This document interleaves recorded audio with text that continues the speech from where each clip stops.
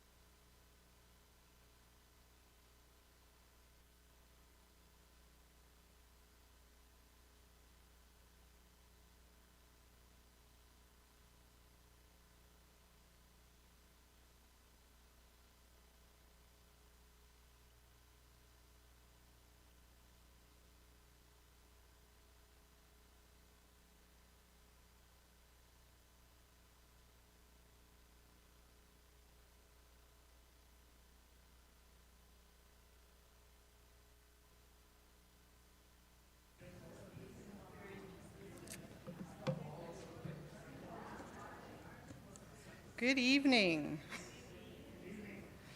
We are at 7 o'clock, and so I think that means I'm also saying good evening to folks who are online joining us. So good evening wherever you are. My name's Lynn Caldwell, and I'm one of the professors at St. Andrew's College here in Saskatoon, and it's my privilege to welcome you all here in person in Saskatoon and online via live stream to the Saskatoon book launch for, where are the editors and folks? Oh yeah, okay, I'm just looking at you right now. to say the name of your fantastic book, Moments in Time, Sermons from the United Church of Canada, 1910 to 2020. My welcome to everyone, and my role as MC of sorts tonight is on behalf of one of the two hosts for tonight's launch, St. Andrew's College. So this event is jointly hosted by the college and by McClure United Church, where we're gathered. Both places are very significant also to three people involved in the book who we are celebrating tonight. The two editors, Haran Kim Craig and Don Schweitzer, were both professors of St. Andrew's College for significant times in the life of the college. And as a colleague of both of them, I can say that their significance to the college staff, faculty, and students, and wider community continues to be very significant. And it's an honor to be celebrating this publication with you on behalf of the college. And to be here at McClure United Church and hosting the event with McClure is also significant, for as well as Dawn being a frequent attendant here. One of the book's contributors, Reverend Ron McConnell, is Minister Emeritus with this congregation. And Ron is also a graduate of St. Andrews. Deborah Berg and Aaron Bawry, and I'm sure others in the McClure congregation, have also done so much to make this event possible and hospitable and celebratory. And Shirley Blackburn, also of McClure United Church, has also responded to a very last-minute need for a replacement piano player and is graciously joining us in that role. I also want to acknowledge Grosvenor Park United Church and any who are here or online from that congregation, as Haran's time with faculty at St. Andrews in Saskatoon also included her participation with Grosvenor Park congregation. So it's a good night. Lots of reasons to be here. And it's good that you are all here in this building or online for whatever connections bring you here. We're here to celebrate this book and to hear some more about it from Dawn and Haran.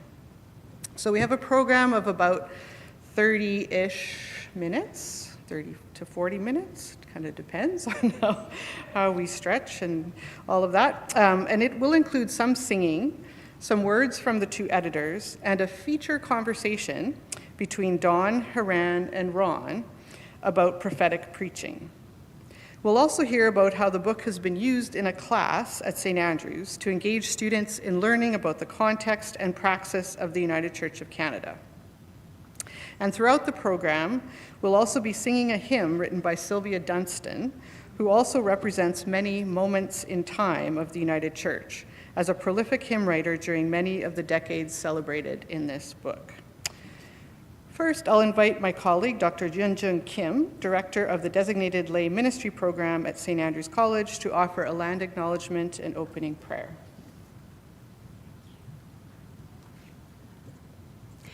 As we gather in this place, we acknowledge that we are on land covered by Treaty 6, a sacred agreement intended to foster peace, friendship, and mutual responsibility. We honor the enduring presence, wisdom, and contribution of indigenous people whose spiritual and practical relationship with this land have sustained communities for countless generations. We commit ourselves to the lifelong journey of truth and reconciliation and right relationship. May we walk together with humility, courage, and hope, honoring the land, the waters, the sky, and the treaties until the water runs and the sky shines no more. Let us pray. Loving God, with a heart full of gratitude, we gather to celebrate this special moment. Today, we lift up moments in time of powerful collective witness to your life-giving spirit moving through the lives of your people in every time and place. We give thanks for this profound book, which honors the voices, visions, and commitment of our ancestral ministers and preachers, those who have helped to shape and reshape the United Church of Canada into a community of transformation and diversity and mutuality. With deep respect, we acknowledge that their prophetic preaching ministry carried out in social, cultural, political context has served to embody the living church in word and public witness. We give thanks for those who faithfully proclaimed God's story of justice, love, and peace, breaking silences. We give thanks for those who spoke God's good news as act of liberation for the marginalized, echoing God's dream for a more just, loving, and caring world. As we receive the legacy of their prophetic gift of preaching, may we not only look back with gratitude, but look forward with hope. Inspire us, O God, to listen deeply to the movement of your Spirit, calling us to discern what should be proclaimed in sanctuaries, street, society, and global community. Give us the courage to speak truth to power, fearlessly yet mercifully, for those who long for living words that sustain life in this most fearful and uncertain of times. Help us to tell new stories, the stories of joy and tears, stories of vulnerability and empowerment woven into the interconnected web of life. God bless this new book and this gathering of heart and minds. May the storytelling reflection we share this evening inspire our imaginations and deepen our commitment to continue the wonderful, meaningful journey of ministry together. In the name of the living Word, Jesus Christ, we pray. Amen.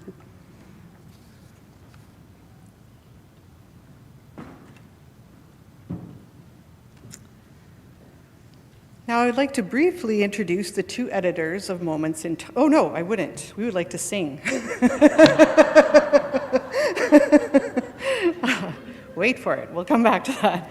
You will find on your tables the printed words and some with the musical score for the hymn For the Faithful Who Have Answered, and we will sing the first verse this time. So one verse of For the Faithful.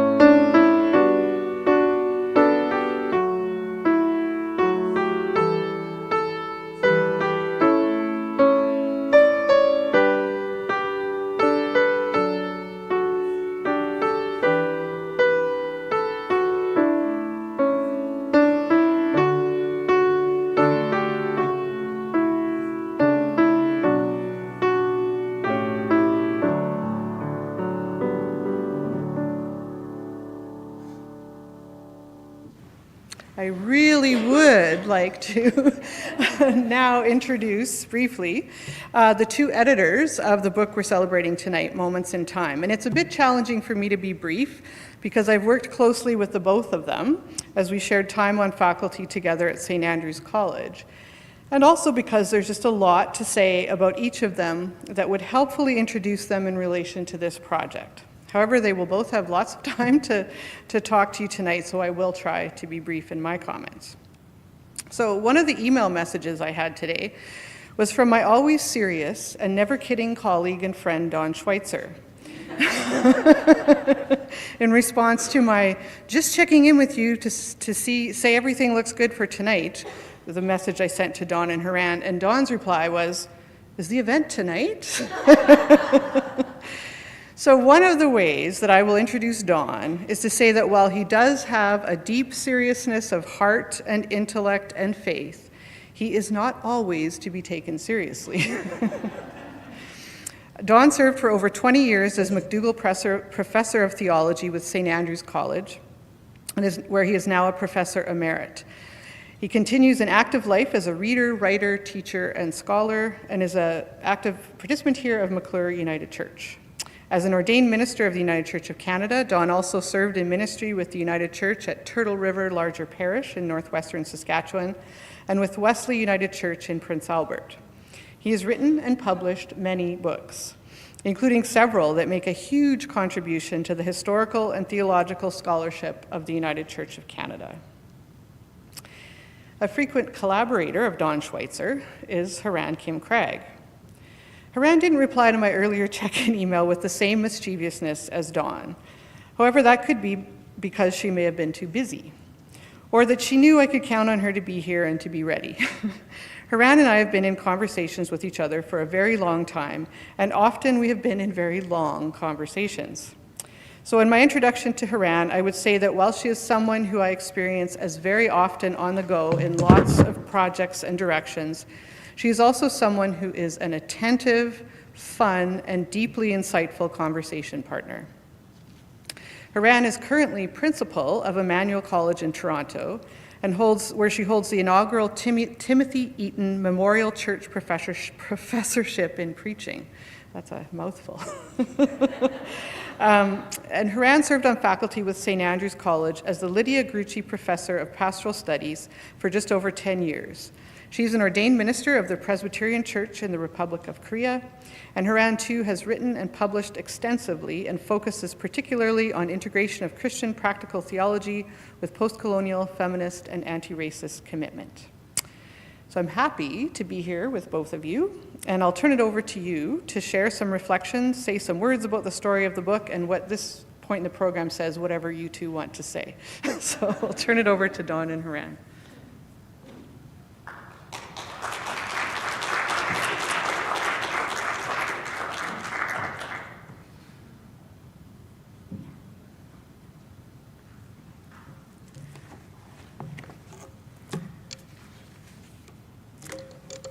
Well, it's an honor and a privilege to be here tonight, and thanks to everyone for coming out and all the online people for tuning in, and for our technical support who makes that possible. First of all, I want to thank Haran for inviting me to work with her on this book. It was her idea, and she's always great to work with. Many people are to be thanked for helping us produce it. I'd like to mention only 3 of these right now: Marguerite Van Dee, John Young, and Harold Wells. They read first drafts of the chapters and offered us important feedback on them, and their suggestions helped make this a better book. The book has a twofold focus. On the one hand, it collects 2 or 3 sermons from each decade in the United Church's life and analyzes and evaluates the preaching techniques used in them. So it's a book about how to preach with concrete examples of various techniques. It begins with an introduction that discusses the nature of preaching, and its subsequent chapters give a sense of how United Church preachers have pursued their task over the years. Second, this is also a book about the history and theology of the United Church. Most sermons are a window on their time. They give a glimpse of what was happening when they preached, what clergy focused on, and how they understood it.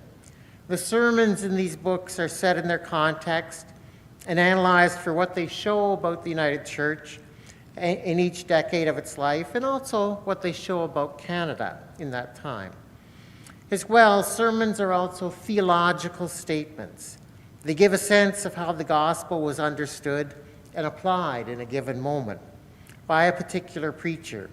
So reading through these sermons and the commentary on them can give one a sense of how various United Church preachers understood the gospel at a given time and place, and how this has changed over the years.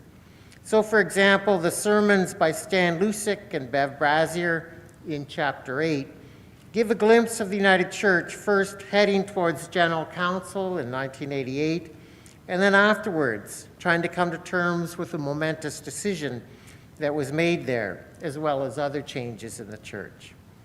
Now, it's a big book. There's copies at the back. It's a big book, but it has some woeful deficiencies.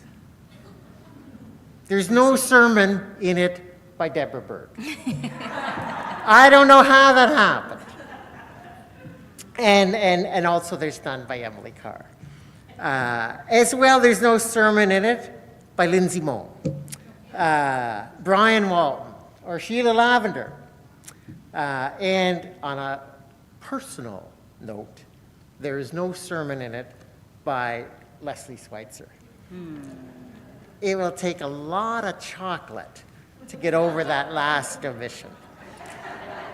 However, the book does have at least one redeeming feature. It has a sermon in it by Ron McConnell. And we'll discuss that a little later tonight. So let me also express my deep gratitude to all of you here and who organized this so beautifully, so wonderful colleagues from St. Andrews, this beautiful church McClure, and many who are here in person and online. It's really good to be back. Oh, I feel very moved. So it's in a way some great excuse to be back and be connected with this land and this beautiful people. And I want to thanks to Dawn, who said yes to this book idea. It was a crazy idea, I think. It was more than 6 years ago. And as you know, we gone through the pandemic, and challenging to go to the archives was impossible for a couple of years. And then I moved to Emmanuel and became principal, and then you retired. And so this project had to be paused and so many challenges, and maybe we couldn't make it. But it was Dawn who really was the steady anchor who helped me to do my part for this project. So it's really great that we are celebrating this today. As he mentioned, it's 28 sermons in 100 years. That's not adequate. But we have to somehow be realistic. Otherwise, it will be a whole library itself, not as a book. So in some ways, I would say that it was really moments in time, but also work of discernment. And part of preaching is about discerning what the Spirit is working through the Scripture and in our own time and space. And so we did try that, but as Dawn said, there were a lot of gaps in between, and I hope that it's in a way a first of many. And the things that we couldn't capture due to the limit and difficulties, like archives material is very, very hard. And that itself is a limit of the research. And we know how important of the qualitative research and interviewing really beautiful, meaningful local preachers, rural and city, and big names or not so big names. And there are some beauty in it, but we couldn't do all of that. But with these limits in mind, it is fair to say that these sermons do show a multifaceted, diverse, biblically rooted, and theologically sound preaching ministry that is a distinct legacy of the United Church of Canada. So as we perhaps celebrate, perhaps reflect critically of our centennial year, I hope that you who hopefully read this book and find some of use, because it has very different, diverse ways of preaching. So for example, you will find typical 3-point pattern of sermons, and I will share that exactly soon. You will find also very creative, imaginative ways of preaching in many of these sermons. You will find narrative style preaching. You'll also find very doctrinal and expository sermons. You'll find brilliant sermon illustrations and then powerful use of rhetorical device as well. So you'll see all kinds of ways to preach in these sermons of 28. Also, you will find the critical themes, both social, cultural, political, and theological themes that are very relevant even today. And I bet it might be relevant into the next centennial. So let me share one, and this is something that I was debating really hard, again, discerning today what to share in this moment, in this beautiful church. And I would say one of the, I don't know whether this is a fair assessment, but one of the most powerful preachers of the United Church of Canada, that was a graduate of St. Andrews, who was born in Saskatchewan and continued to commit to this very place, is Cliff Elliott. Don't you agree? There are some others from this part of the world, but I would say he was quite a preacher. And his sermon is here in 1960s. And so I want to just have a little snap here, because what's happening today politically is so resonating. So he wrote this sermon, actually it's the 70s, sorry about that, when the US president at that time was Nixon, who had the scandal of the Watergate. So the sermon title is Lest We Forget Watergate. And it's a long sermon, but let me just share in the page 2 to 9, and that's what he said. Because United States is the most influential nation in the world, because we are all affected so deeply by its well-being, because Canada is its closest neighbor, and we are more likely Americans than any other people, and because as Christians, we identify with all men, just watch for the language, in the world, this event could not be viewed from a grandstand. We were involved. It was happening to us. We could not just observe. We had to respond. And then he says in page 231, for those who have. So this was the Nixon. He forgot that he had been elected to lead America according to the ideals and principles of that nation's constitution. Rather, he made a constitution and people serve him. And the next page, 232. And then this is the example of the 3-point sermon. So he gave 3 points. And first one is techniques substituted for ideals. Once one has paused as God, there's no more examination of the morality of one's actions. The only question is, how can I get what I want?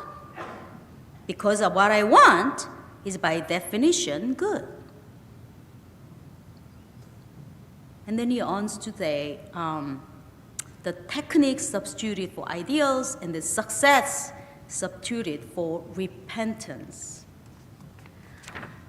And this was most challenging in some ways. So he, at the very end, final paragraph, and I hope you can read this of what's happening right now, south of our border. He says, Nixon is our brother. In his face, we see our face. Watergate is a symbol of our society. In its sin, we see our corporate sin. Repentance does not mean merely the admission of wrong. It means the acceptance of forgiveness and setting out on a new direction. That's why we must never forget Watergate. It is a symbol of our sin, but it can also be the occasion of our rebirth. So, our ancestors in faith, our teachers, our senior person are still, I think, speaking to us for today. So, thank you.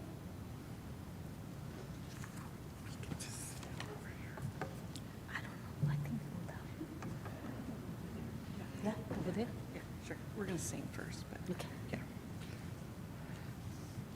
We're going to sing again and invite Sylvia Dunstan's words to resonate with us as we hold what we've heard from Cliff Elliott by Haran and also from Dawn and Haran. So we're going to sing the same hymn, For the Faithful, and we'll now sing verse 1 and verse 2. So for the faithful who have answered.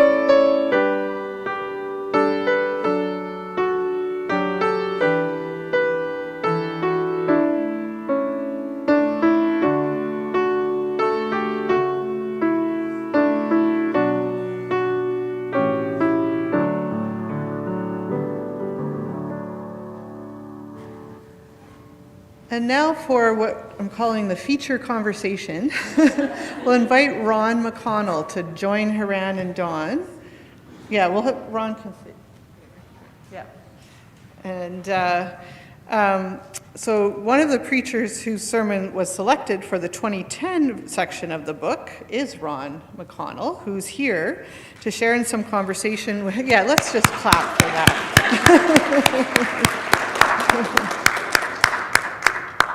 And he's here to share in some conversation with Dawn and Haran that we get to listen in on. So I'm going to turn it over to Dawn to introduce Ron and lead the way into this conversation. Okay, we can hear this? Okay. So, Ron's sermon, as you'll hear in a minute, kept working on me after we had sent the book in to the publisher, and we couldn't change it anymore. and he and I had a couple conversations about it, and so tonight was coming, and I said, why don't we have a little dialogue about this, okay, you and I, and he said, well, if I have to. Anyway, thanks so much for agreeing to do this. So, Thank you. So anyway, in the book Moments in Time, Ron's sermon is entitled "The Home of God is with People," and in the book we describe it as an example of priestly preaching. It seeks to make God present to people, to make us aware of God's presence. However, after the book had gone to the publisher, this sermon kept me thinking. And I began to realize that it was also quietly prophetic in its address to us. So I thought we might discuss this a little tonight. The sermon is not directly prophetic. It doesn't focus on a recent event or a social situation and evaluate it in light of the gospel in the way that sermons included in the book by, say, Cliff Elliott or Stan Mackay do. But there are different ways of being prophetic. As Ron takes us back to his childhood in Winnipeg at the start of this sermon, what does he focus on? And I apologize that you don't have a copy in front of you. What does he bring to our attention as important to be valued and celebrated? It's not the new cars or the big houses, which were signs of social status in the early 1960s. He does not focus on who had a television set and who didn't. Instead, he focuses on particular people. Which people? Well, we don't hear in this sermon about the rich or the famous. Instead, we hear about two elderly men, one who lives with arthritis and gives peppermints to the children in the neighborhood, and another who's blind and lives in a shack. We hear about a quiet, gentle person. We hear about a boy who at times is beaten with a kitchen utensil. We hear about a father who struggles with depression, yet who forces himself to go to work to provide for his family. We hear about a woman who sends home-baked cookies to the blind man. This description of this neighborhood is shaped by an aesthetic informed by the Beatitudes. Blessed are the poor in spirit. Blessed are the meek. Blessed are those who mourn. Blessed are the merciful. These are the qualities and virtues that are lifted up here. The sermon focuses on people who exemplify them. In the sermon, Ron tells us that he learned to look at the world and appreciate it this way at Sunday school. So on a primary level, this sermon has a priestly focus. But on a secondary level, it is quietly prophetic in what it lifts up and celebrates. It doesn't say this directly. It does not say directly, this is what's truly valuable, this is what we should celebrate. Like many of the parables, it simply gives us images that linger, give rise to thought. Like Nathan's parable to King David of the man with one sheep and the other person with many.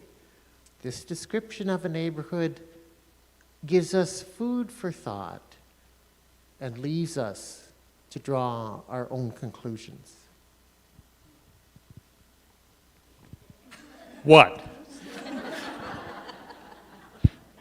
I guess now I'm supposed to talk. Yeah, it was very interesting when Don and I were communicating about kind of his responses to that sermon, and got me thinking as well, especially as he began the conversation around this phrasing of a quietly prophetic approach in the sermon. It seems to me that the church and the world need both preaching that is quietly prophetic and a preaching that is loudly prophetic. If only ever quietly prophetic, the kinds of illustrations that Don was sharing with you, if only ever quietly prophetic, you might as well be handing out Hallmark gift cards from the pulpit and call it a sermon. But two, if only ever loudly prophetic, as a preacher you can count on being tuned out on a regular basis, feeling as if, leaving congregation members feeling as if they were hit on the head by a rock by the preacher, and going home with a lump on their head and feeling like, well, they'll just forget about that. Forget about what the preacher said. The power of quietly prophetic preaching is that it can have staying power. It can wedge open space for boldly, loudly preaching the challenging word of the Bible, the gospel. So that's the option is one, leaving people feeling hit over the head and tuning you out, or the other is quietly preaching and never getting to the point of something that's going to really jolt people into a new understanding of what God is calling them to in the life that they're living.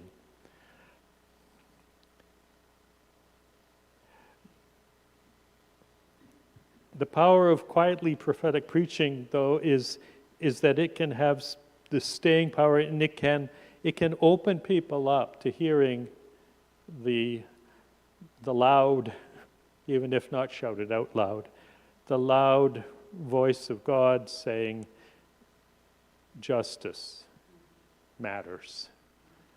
Compassion matters.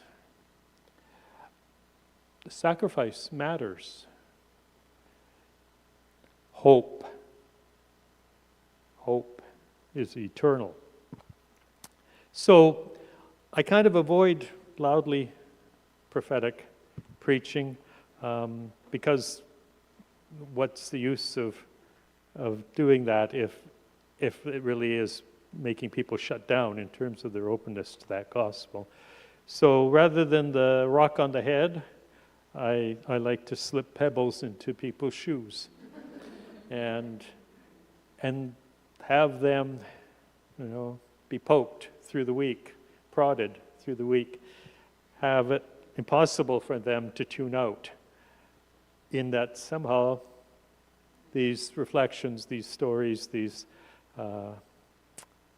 get so much caught up into their everyday life, like even just walking, recognizing that all they're suffering at that moment is pebbles in their shoes. But what are the pebbles reminding them of? Maybe Sunday morning, maybe something that felt like a pebble, which seemed at first like a little story.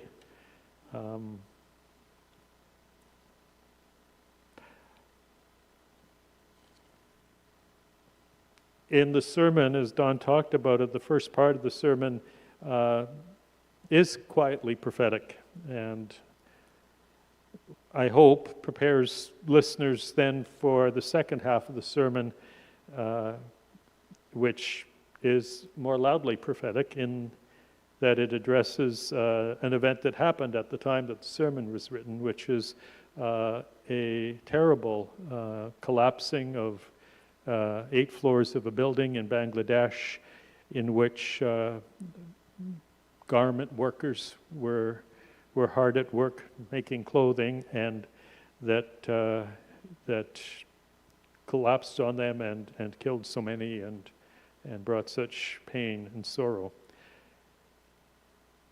And that story slips into then also saying that the home of God is with them. The home of God is also with us. We who so often rejoice at a great bargain we got in buying clothing that was made at such cost for people who got little. And so the small stories prepare folk to listen, even if they have to strain a little because it's quiet. And their ears are open, hopefully, and their hearts for when the next story comes, that is the reality of so many lives that we are connected to. Not always in a good way. So, thanks for making me think about that. So quietly, preaching prophetically quietly can open the way for loudly preaching a prophetic word. Thank you. Thank you. And I did tell Don a while ago when I had wrote an email that he, at the end of this, is going to owe me a beer. Maybe. Thank you very much for that. Reading Ron's sermon and thinking about at that time when we were writing, and then now with this conversation, I read again, and several things struck with me. One is really one of the beautiful thing about United Church theology is about the theology of the whole people of God. It's not just the clergy, it's not just lay, it's not just member of the church, it's actually beyond. And I think this sermon really captures that theology. So it's very theocentric sermon in my view. However, the way that he develops it is so personal. Starting with his own childhood. And I want to say, in some way, prophetic preaching is a very vulnerable preaching. I don't know how many preachers can be that open and that vulnerable. So as to then resonate, hopefully, and relate to the hearers or the congregations who are participating in that sermon event. So that humility, the vulnerability of the preacher, sharing their own not so glorious stories,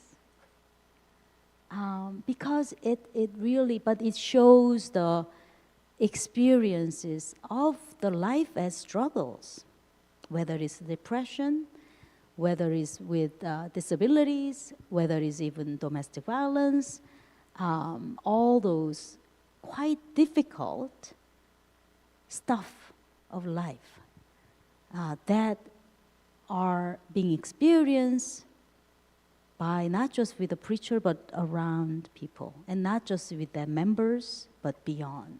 So I thought that was key ways to talk about quietly prophetic preaching. And the very famous Yale professor who now retired is Nora Tisdale, who wrote the book called Prophetic Preaching, and then semicolon, the subtitle I think is a key, is A Pastoral Approach.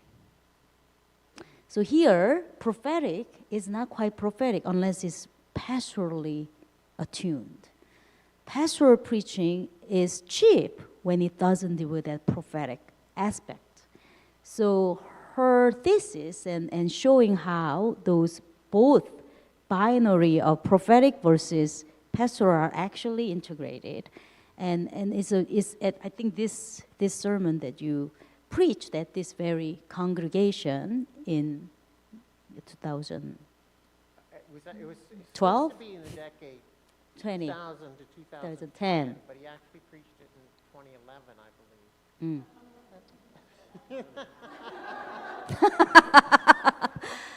So so I think and Nora Tinsey wrote similarly in that era, and so I think there is that. So that's one. So humility, and ultimately I think this whole message, the title of the home of God is with people, was a sense of humanity.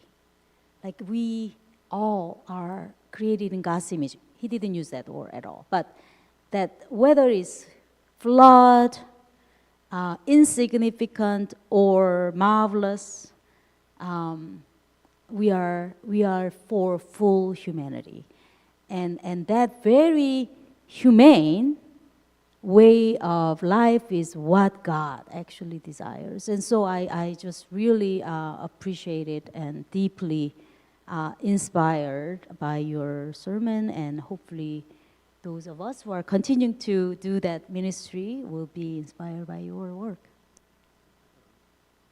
Thank you.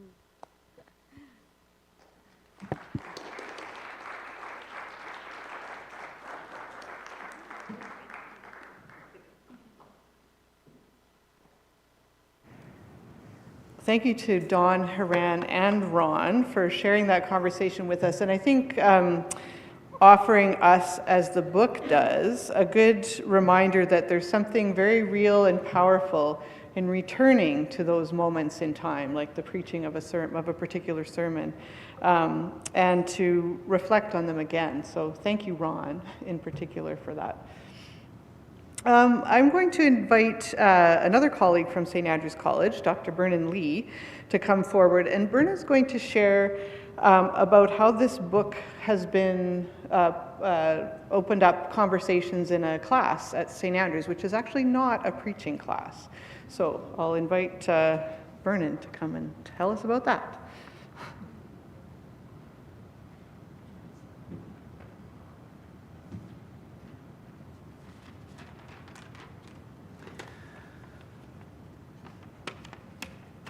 Good evening. I'm grateful in this year of the UCC Centennial celebrations for this opportunity to welcome into the public gaze this fine compilation of sermons from every decade from 1910 to 2020. I'm even more grateful for the delightful opportunity to have welcomed this volume as a resource in our classroom in SAC 101, the United Church of Canada, Context and Praxis. So how has this volume served us through 2 rounds of SAC 101 at St. Andrews? In setting up the course as a final assignment, we invite each student to select a sermon from the volume and a hymn from the same period. Having done such, we ask that they seek a common thematic thread through hymn and sermon, and that they connect the theme to the historical period of both. This then becomes the beginning for a contextualized space for theological reflection, which in turn becomes a launch pad for how such reflection might inform faithful living and a practice-based theologizing in the present. Our hope is that students gain an historicized imagination with keen attention to the turns in culture through time as they seek the face and the words of the life-giving one in our particular and peculiar present. On this occasion, we thought it an apt tribute and gesture of gratitude to let you, Hiran and Dawn, listen in on our students reflecting on the works of your compilation. Thinking on Andrew Rudden's broadcast, The Cost of a New World, in the context of the early 1930s, Miran Kung notes, Rudden regarded the economic and political crises and war to be the result of moral and spiritual corruption. The old world failed in creating a Christian order. The greedy and cruel system of capitalism led to unemployment and a polarization between the rich and the poor. Rudden urged people to repent of the sins of political, social, and religious injustice, and to build the new world order for the next generation.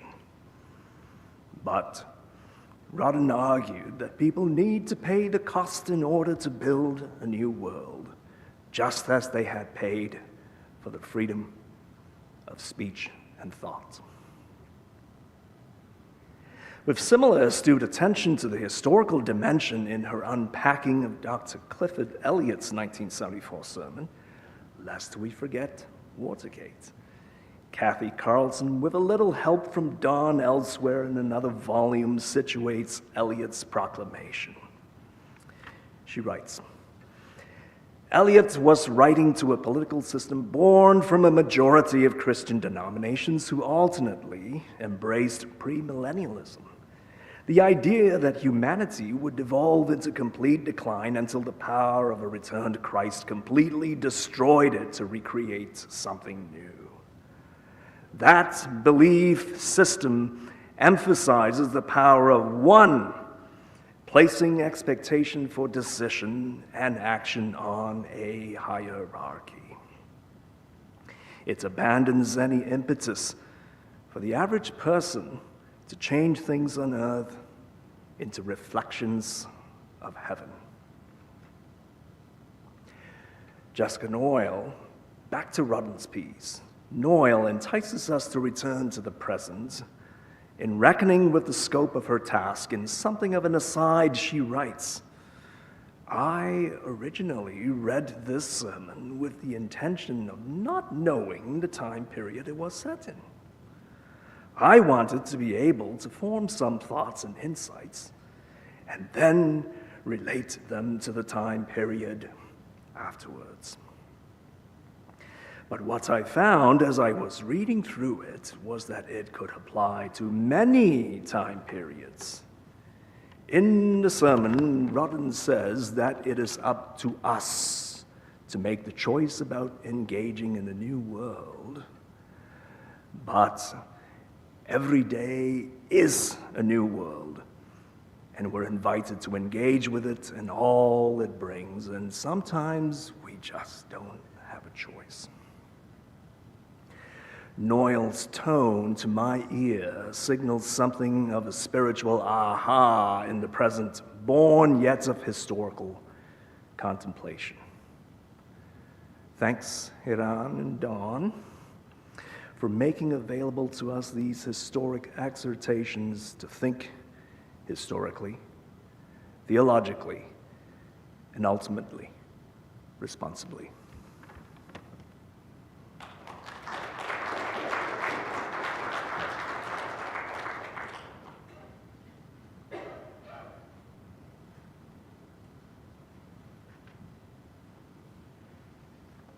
So a couple more things before cake.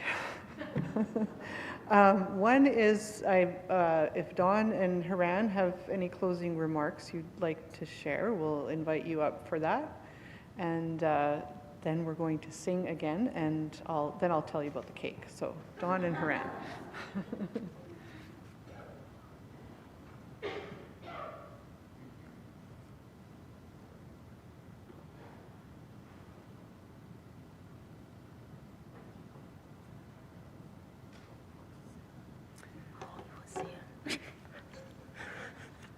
Well, thanks again to everyone for coming. I hope it was worthwhile. And you know, what strikes me about the sermons in this book, I feel that I know some of them off by heart, you know, but I'm not tired of any of them. They stick with me, and working on this book has given me a new respect for the preaching task. And preaching isn't just a task, it's also a possibility. They had a teenager, a young woman, on the radio, and she's some kind of power lifter. And do you remember that? No? It's not just, I don't think it's just in my head. Could be. Anyway, this was, I don't know, in the past 3 years, and they were interviewing her, and she's, you know, doing really well and winning, etc. And she says, well, you know, when I go out there to lift 200, 300 pounds or something, she says, it's not that I have to lift this, it's that I get to. I have the opportunity. And I think we need to try and have the big frame around preaching. We have the opportunity to preach, to bring the word forth. And I know lots of times it becomes, I've got to. A ministry colleague of mine at Prince Albert, we met on the way home from lunch, and he said, well, he says, now I got to go home and beat some good news out of Isaiah. And it can devolve into that. But sometimes that's when the best stuff gets written. But we really, working on this book has really given me a new appreciation for preaching, for its possibilities, for all that's going on in sermons, and to see it not so much as a task, but a possibility, an opportunity.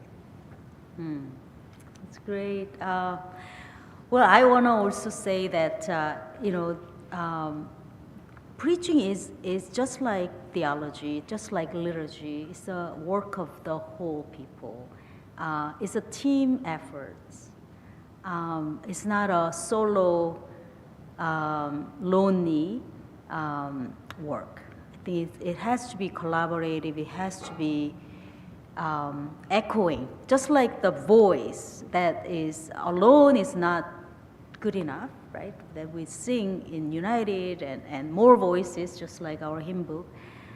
So whether you are given an opportunity or call to preach by the way that we are preached, or you are members who are also having opportunity to deeply listen, I think that speaking and listen has to be a dance and the whole effort. So, you know, the things that I didn't share, but it's in the introduction, that, you know, really one person preached, but that message was being responded to the congregation members, and with their responses, things got changed, and a new creed was changed thanks to that message, the preaching message, and the person who heard it and do something about it. And I think more and more I find, otherwise it's so isolating and it's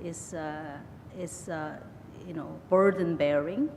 But if we share it, just like the good news, with one another. So whether you are usually in the pews listening, or whether you are wrestling with a text and preach something on Sunday morning, I think it has to be team effort. And I think more and more that work together should be a opening our next centennial. So good all of you on that, and that's why I think book we did together was a model, rather than me or you alone together we did it something hopefully better. So thank you very much for tonight. It was such an honor. Thank you.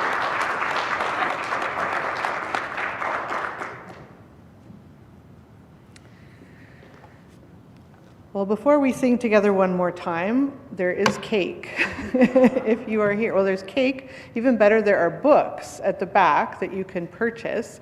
And for being here tonight at the launch, you get a 15% discount on the book. So now is a great opportunity. There is a contributor to the book. There are editors of the book. There are pens. I bet you they would write something in the book for you. Yes? I had a question beforehand. Yeah. Are they available online? Yes. Where from and what platform do you use it? UCRD. Yeah. Yeah.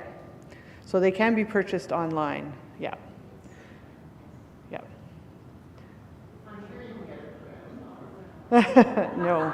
All right. So there are 2 cakes. One is chocolate, one is vanilla, and there's lots of cake.